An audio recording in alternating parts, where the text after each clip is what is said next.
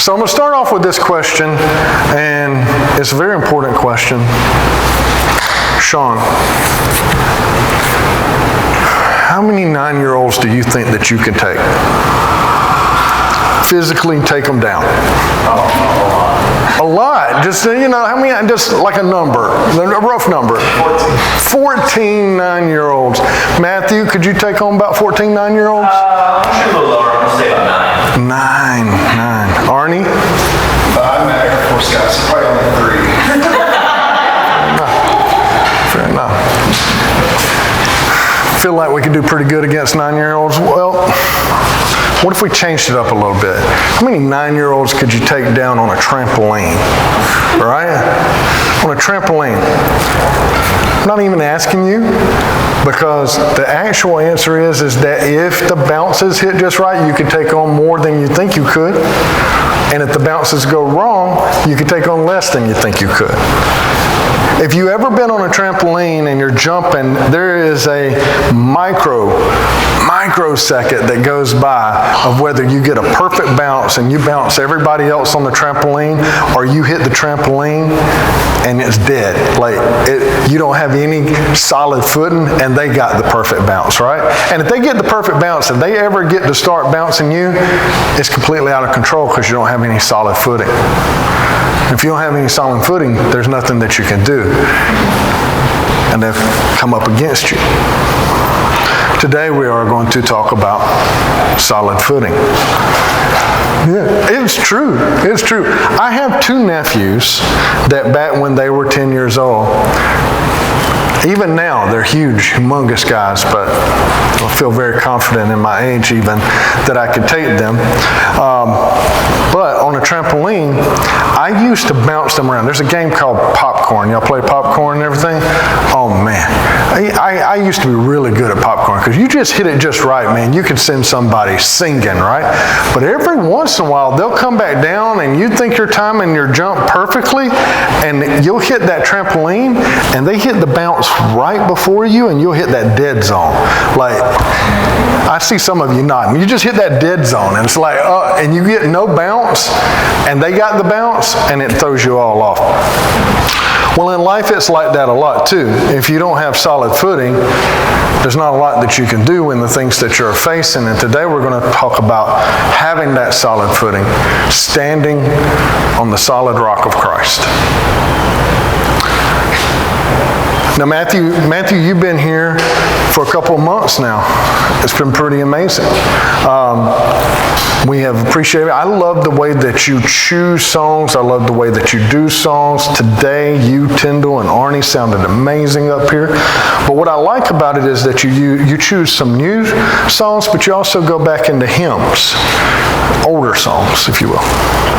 And there's this one hymn that I was thinking about this morning. I just thought about this morning. I put up a few of the lyrics up here on there. But there's this old hymn, and sometimes there's such beauty and truth in some of the older hymns and in the newer music. But in this hymn right here, My Hope is Built on Nothing Less.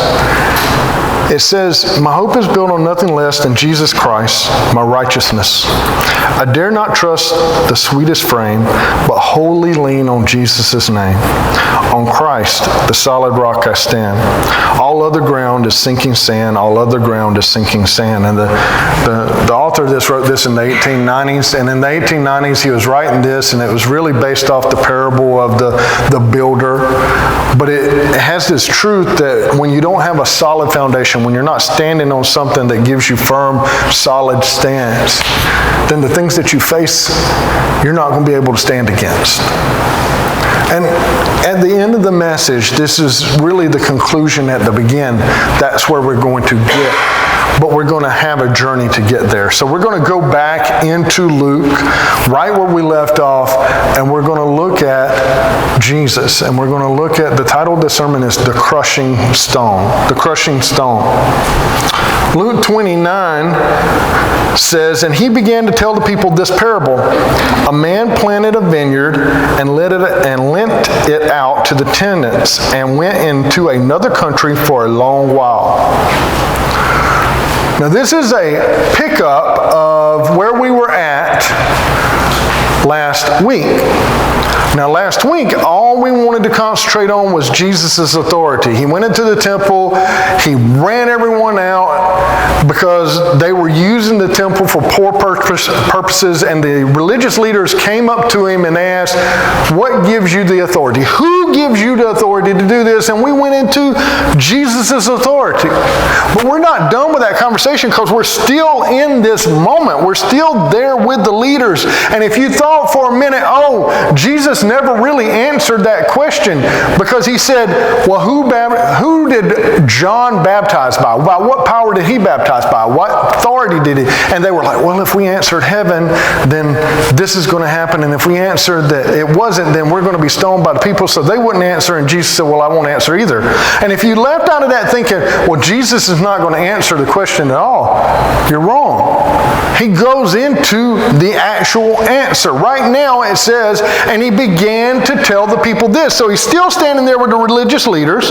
He had been teaching the people before they interrupted him. He had run the people out of the temple, and he started teaching the people. And then they came and asked him this question. So he answers the religious leaders, and now he opens up his conversation to all the people that are there. He turns to all the people there, and he starts telling this parable about a man that planted a vineyard and lent it out to tenants and went to another country for a while. Now that makes sense. I mean, when you listen to that, the man that planted the vineyard, if you know anything about a vineyard, if you know anything about growing a vineyard, it takes years. It takes years.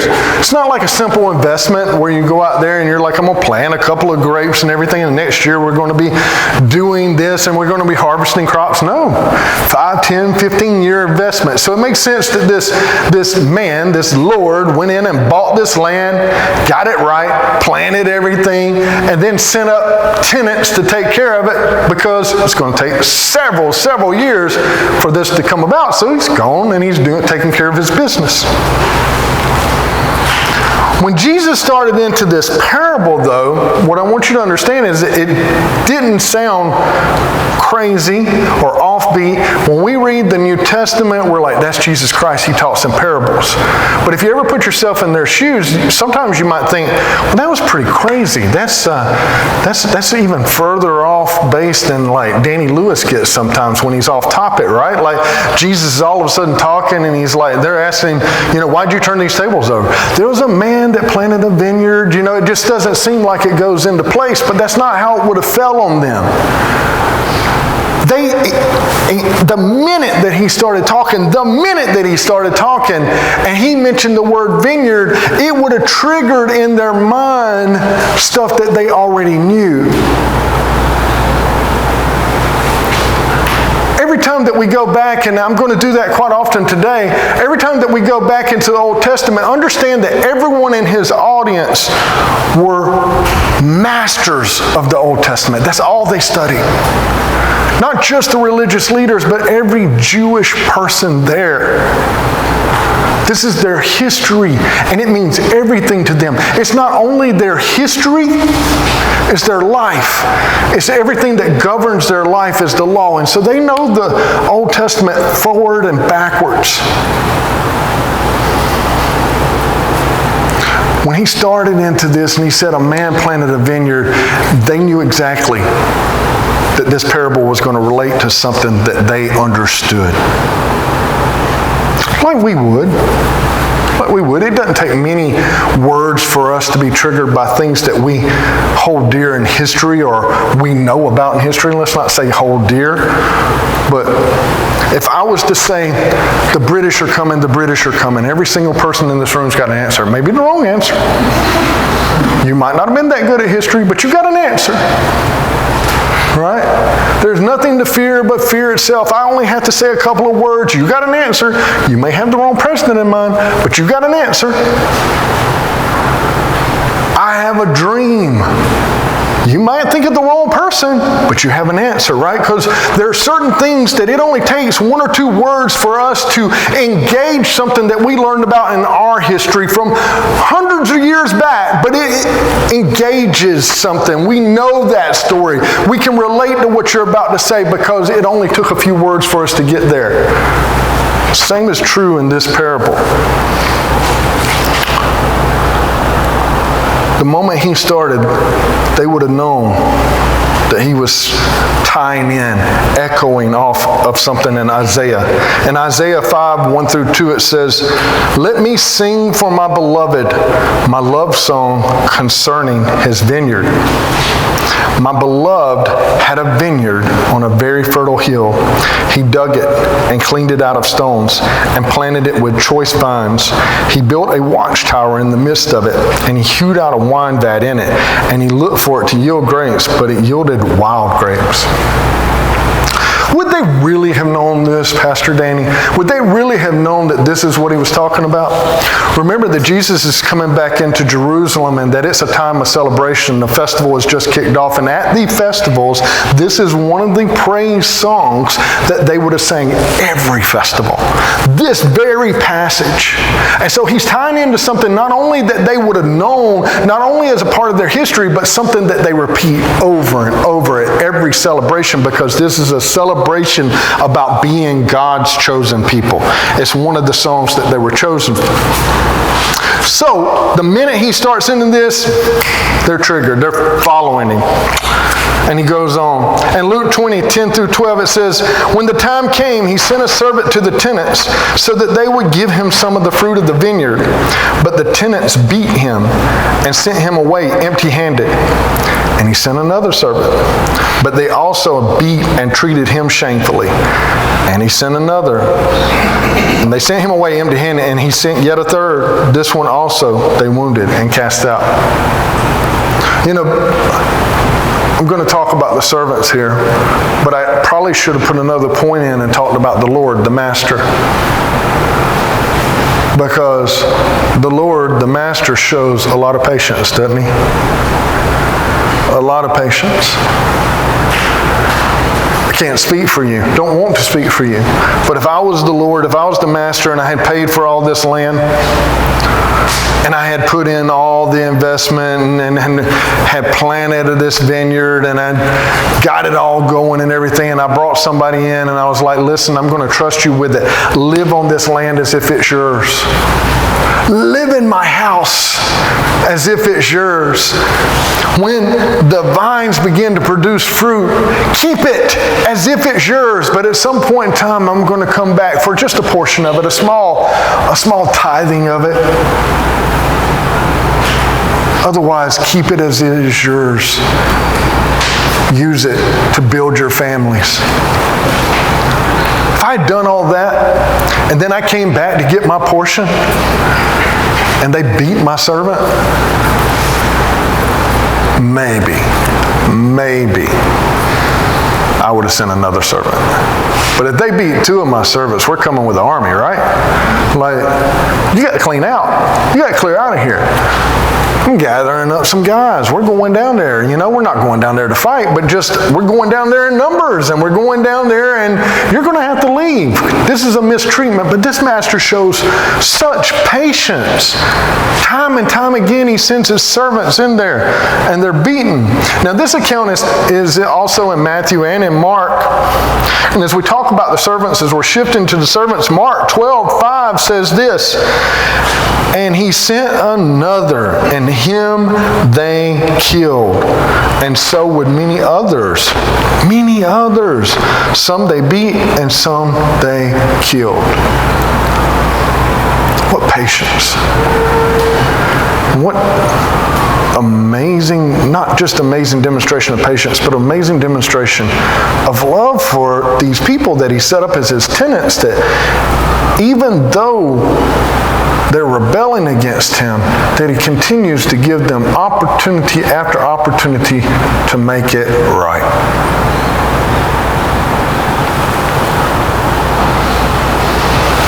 Now, I told you that they would have understood Isaiah, so I want to read another verse there in that hymn of praise that is in Isaiah, because it's the key not only to their understanding it in the moment, but our key to even understanding it as well. If we don't, which we probably do, but Isaiah 5:7 says this, "For the vineyard of the Lord of hosts is the house of Israel, and the men of Judah are his pleasant planting.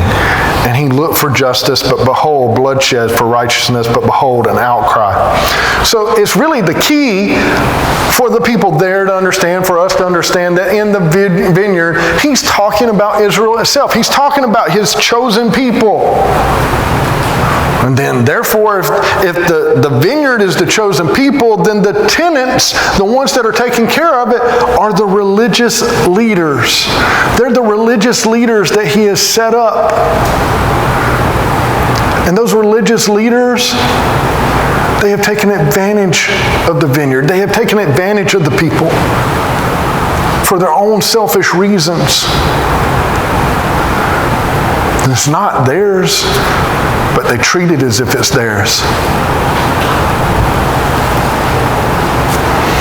And then, as the master has sent servant after servant after servant, waiting for them to get it right, they never do.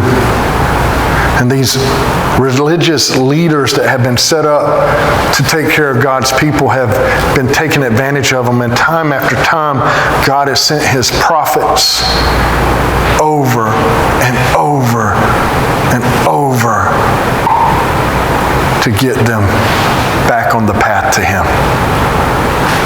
And yet what happens to the prophets? Exactly what happens to the servants in the parables.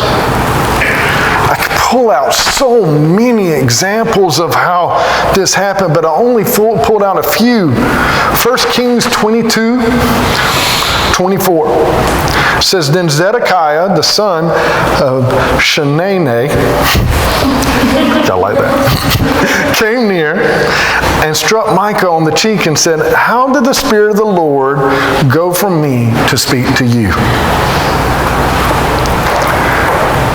Not only in this particular instance did they strike the prophet Micah, they took Micah and they imprisoned him and they starved him and they beat him later on in this same passage.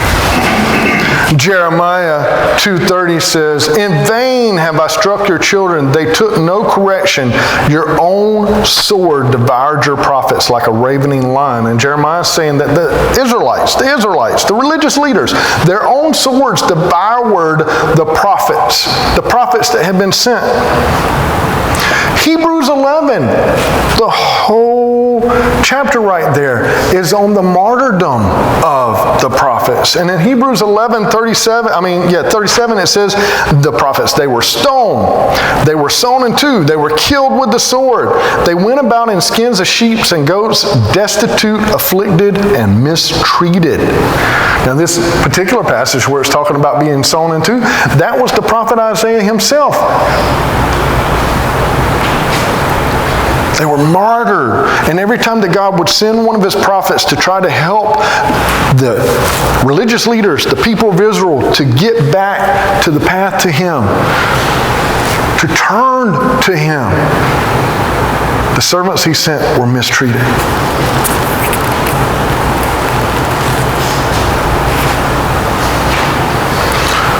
These religious leaders, these tenants.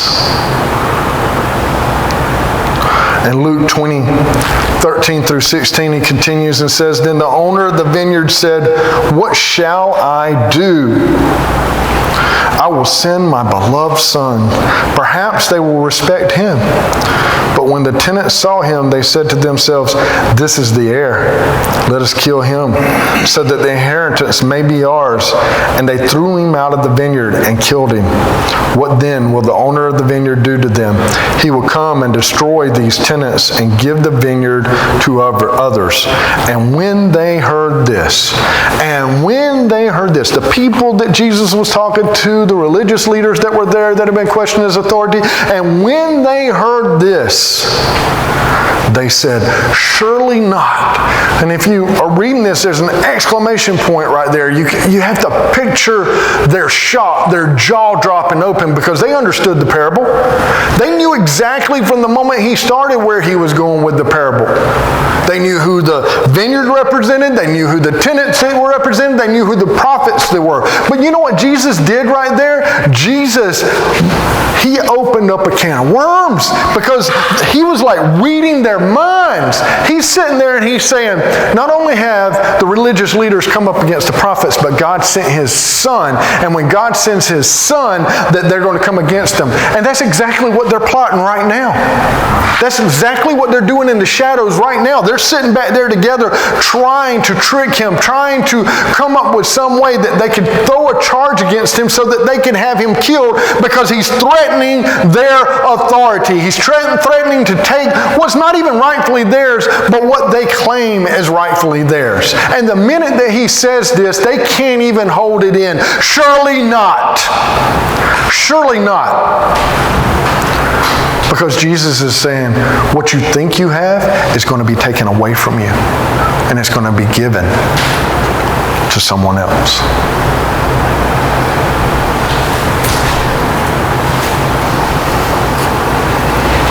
They couldn't stand it. You know what's so funny to me, or not funny, that's absolutely the wrong word. Strike that. Let's go back in the video and take that completely out. Let's use the word crazy. What's so crazy to me is that when he's telling this parable, not one of them, which you would expect in this circumstance, because not one of them goes, you aren't the Son of God. You're not the Son of God in this story. You're not the Master's son. This parable is not for us. Not one of them discredits that. Not one of them says, no, that's not the case. They're not even upset about him saying that he's God's son. They're upset because they're going to lose something. They're upset because he said it's going to be taken away from them. They don't discredit his claim. They're upset about what he's claiming that's going to bring. And it just blows my mind, because it's still real in our lives today, that here they are, not discrediting that at all. Here they are engaging the Son of God with right there on the precipice, right there in a moment where they can experience him in their life. And they don't, because they're afraid of losing something.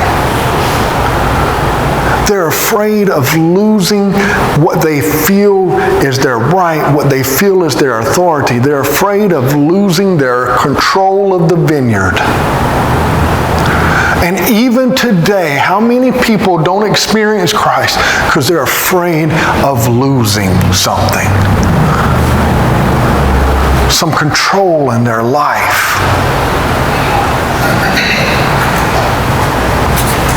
And the irony of this is that they're going to deny Jesus, and they're actually going to carry out their plot to kill him, and they're still going to lose control. In a few years from this very moment, Rome is going to come in, and Rome's going to completely turn Jerusalem inside out in the most horrific way. They're going to kill over 1 million Jews. They're going to tear the temple down. And they're going to tear the temple down in such a way that it can never be rebuilt. They're going to tear the temple down, and not one stone is going to remain upon the other. Then they're going to send out death squads. They're going to send out death squads, and that's exactly what Josephus tells us to do, tells us they do, the history tells us that they do. They send out death squads to make sure that they kill everyone that's even connected or even rumored to be the lineage of David, because they want to kill out this cult of Christianity. But all the things that they're wanting to fight for are going to be taken away. And they're going to lose it. It's crazy is the only word I can use. It's crazy that people don't experience Christ because they fear losing control. They said, surely not. And then Luke 20:17 through 18, but he looks directly at them and said, what then is this that is written?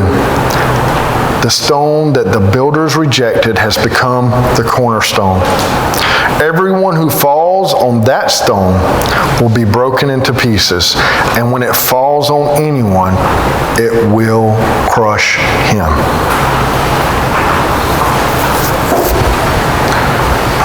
This is a prophecy from Psalms 118.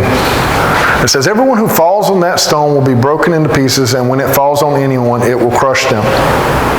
And this idea of this stone being Jesus Christ, is nothing new. We see it when we look back all the way back to Daniel and Daniel 2:44 through 45. He's been talking about how in Daniel there's this vision of all the kingdoms that will come, Rome being included in that, Persia, all these kingdoms of the earth will reign, and each one of these kingdoms are in the dream are represented by different, metals, different things. And Daniel in this dream talks about this stone. In Daniel 2:44 through 45, it says, and in the days of those kings, the gods of heaven will set up a kingdom that shall never be destroyed, nor shall the kingdom be left to another people. It shall break into pieces all those kingdoms and bring them to an end, and it shall stand forever. Just as you saw that the stone was cut from a mountain by no human hand, and that it broke in pieces the iron, the bronze, the clay, the silver, and the gold, all representing different kingdoms. A great God has made known to the king what shall be after this. The dream is certain, and its interpretation sure. Jesus in this prophecy in 118 that he's mentioning here at the end of the parable, and he's sharing with these religious leaders and he's sharing with the people, he says that the cornerstone that's rejected, that this stone, this perfect stone, is going to be raised up. And all these things, all this control that you want, all this earthly control, all these kingdoms and all this control and everything, if you reject this stone, if you reject Christ, this stone is going to crush you. It's going to crush all those things.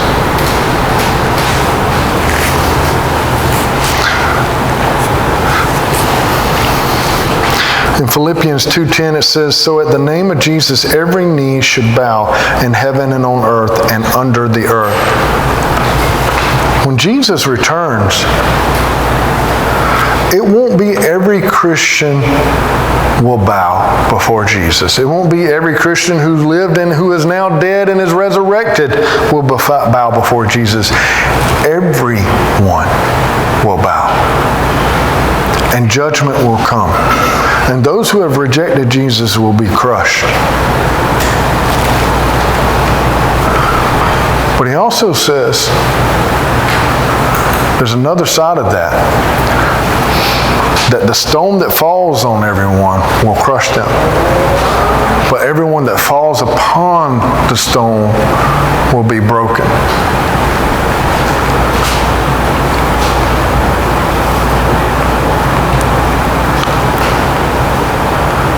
Every individual in the world, every individual in our families, every individual in the communities, but every individual that's in here that belongs to Jesus, you have a testimony. You have a testimony. You have this journey of how you came to know Christ and how you accepted Christ. Now, I talk about my testimony not because I'm proud of the person I was or even really proud of the person I am.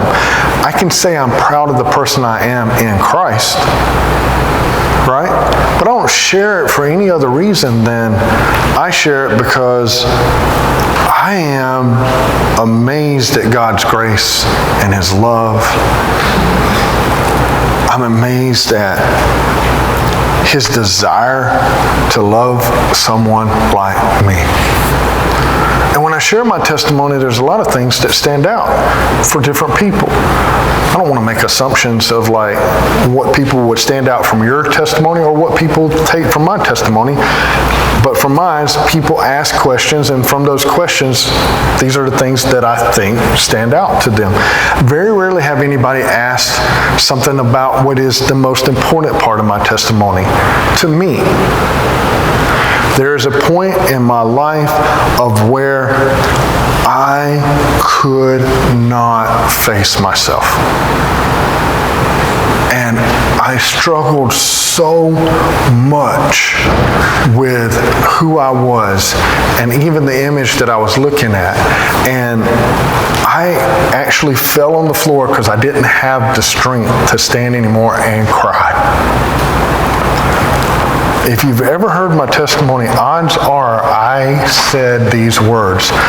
That was the greatest gift that God's ever given me. To allow me to see myself as He sees me. And at that moment in my life, I fell upon the rock and I was broken. I was broken. Not me, who I am, but everything that was earthly bound to me and which I identified with, my identity in it, was broken. My pride and my arrogance and my sinful nature, all of those things that made up a part of who I saw myself as I was broken at that moment.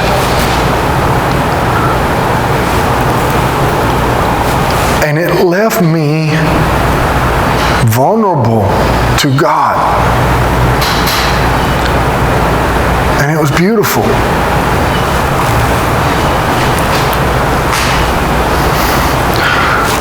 Because when we truly give ourselves over to Christ, there are so many things in our life that make up our identity that are not a part of who we really are. And what it is sin, and it's these earthly things that have chained themselves to us, and we don't see a difference between who we are in that and who we're supposed to be. And the moment that we encounter Christ and we truly give ourselves to Him, those chains are broken. We are broken. And it's from that point that we become a new creation.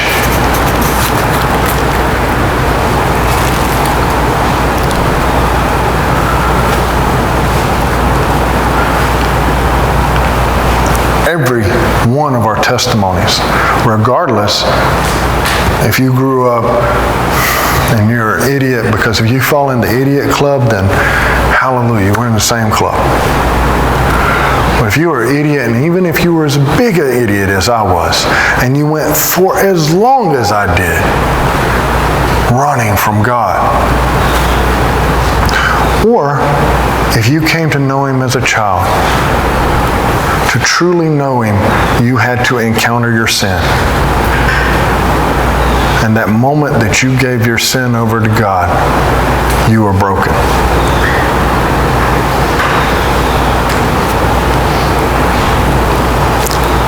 But now here's the good news. From that moment, we are no longer in chains to that sin. And we can stand on steady ground. We can stand upon that rock that broke us. Capable of facing anything because it's in that rock strength that we live. 1 Peter 2:6, for it stands in the scripture, behold, I am laying in Zion a stone, a cornerstone, chosen and precious, and whoever believes in Him will not be put to shame.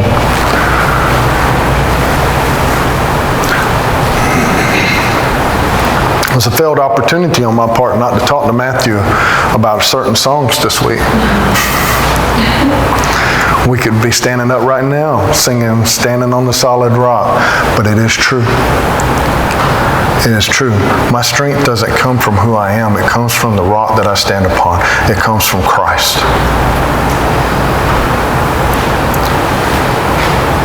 The strength that you have should, hopefully, comes from Christ. Does it? If it does, let's thank God this morning. If it does, let's thank Him for who He is this morning. If it doesn't, it starts this morning with us all standing together. Stand. Come, Matthew.